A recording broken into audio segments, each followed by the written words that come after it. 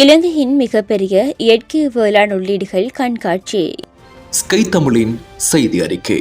இலங்கையின் மிகப்பெரிய இயற்கை வேளாண் உள்ளீடுகள் கண்காட்சியானது இலங்கையின் இயற்கை விவசாய இயக்கம் மற்றும் இந்தியாவின் வைபெக்ஸ் ஆகிய இரண்டு நிறுவனங்களால் கூட்டாக ஏற்பாடு செய்யப்பட்டிருந்தது.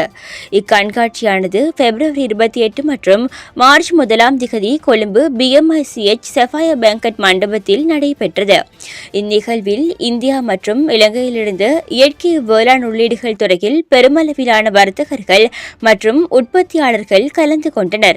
இக்கண்காட்சியானது சமீபத்திய தொழில்நுட்ப, நிலையான மற்றும் புதிய தயாரிப்புகளை பார்வையிடவும் அதன் மூலம் இரு நாடுகளுக்கிடையிலான வணிக ஒத்துழைப்பு கூட்டு முயற்சிகளை மேம்படுத்தவும் ஒரு சிறந்த களமாக இருந்தமை குறிப்பிடத்தக்கது.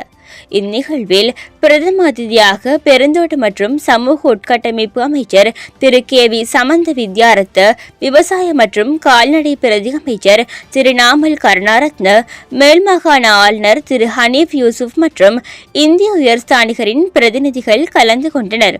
இக்கண்காட்சியின் இரண்டாவது நாளான மார்ச் 1 விவசாய மற்றும் கால்நடை பிரதி அமைச்சர் திரு நாமல் கருணாரத்ன அவர்கள் கலந்து கொண்டார். இவர் இந்நிகழ்வில் கண்காட்சியின் ஒவ்வொரு பிரிவிற்கும் சமூகம் அளித்த ஒவ்வொரு உறுப்பினருடனும் கலந்துரையாடினார்.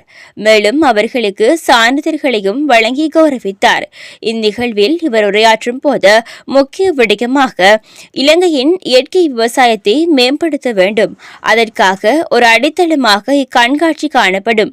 விவசாயிகளுக்கு இயற்கை உரங்களை பற்றிய தெளிவினை வழங்க வேண்டும். மண்ணை சிறப்பான முறையில் வளப்படுத்தி நீரை சிறந்த முறையில் சேமித்து விவசாயத்தை மேற்கொள்ள வேண்டும். ரசாயன கிருமி நாசினிகள் மூலம் மண்ணை வளப்படுத்தும் நுண்ணங்கிகள் அழிவதனால் விவசாயமும் பாதிக்கப்படுகிறது என்றும் வலியுறுத்தினார். எனவே மண்வளத்தை மேம்படுத்தும் நுண்ணங்கிகளை பாதுகாக்க வேண்டும். மேலும் நாட்டில் வனஜீவராசிகளை பாதுகாப்பது பற்றியும் இயற்கை விவசாயத்தை மேம்படுத்தும் பல திட்டங்கள் எதிர்காலத்தில் நடைமுறைக்கு வரும் என்றும் தெரிவித்தார். இதுபோன்று பல செய்திகளை தெரிந்து கொள்ள நமது ஸ்கை தமிழ் யூடியூப் சேனலை சப்ஸ்கிரைப் செய்து அருகில் உள்ள பெல் பட்டனை கிளிக் செய்யுங்கள்.